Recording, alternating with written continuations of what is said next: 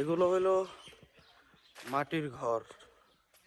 এই মাটি দিয়ে তৈরি, নিচে মাটি, সাইডে মাটি, শুধু উপরে টিন দেয়া, সাইডে মাটি। এটা আমার ফার্স্ট টাইম দেখা যে মাটির তৈরি ঘর। শ্রীমঙ্গলে এসে আসলে এটা চোখে পড়লো আমার। মাটির ঘরগুলোতে যেটা শুনতে পারলাম যে মাটির ঘরগুলোতে ঠান্ডা লাগে, মানে আপনি যতই বাইরে গরম পড়ুক না কেন, আপনার ভিতরে ঠান্ডা লাগে, ভিতরে আপনার ওই গরমটা থাকে না, ভিতরে গরম লাগে না। এখানে ম্যাক্সিমাম বাসাই হলো যে মাটির। ওই যে দেখা যায় সব মাটির, এগুলো সব মাটির ঘর। দেখেছেন, মাটির ঘর সম্পর্কে বলুন।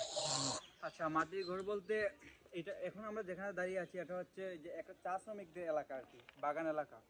তো ওরা তো আসলে যে টাকা বেতন পায় বা ডেলি যে টাকা মজুরি পায়, আসলে ওরা ওই যে আমাদের মতো পাকা করে ইট দিয়ে ঘর করতে পারে না। তো এই ঘরগুলো আসলে সিলেটে বলতে অনেক আগের থেকেই মানে যারা একটু গ্রাম অঞ্চলে থাকে এই ঘরগুলো থাকে।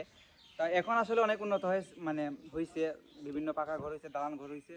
তো আসলে শহরের দিকে দালান আছে, বাট ওই যে চা শ্রমিকদের ক্ষেত্রেই দেখা যায় কি ওরা ওই এই মাটির ঘর, শুধু চা শ্রমিক। আর আমরা যারা বাঙালি মানে সাধারণ মানুষ আছি, আমাদের ওইদিকে মোটামুটি ঘর নর্মালি যেরকম পাকা ঘর আর কি, এটাই।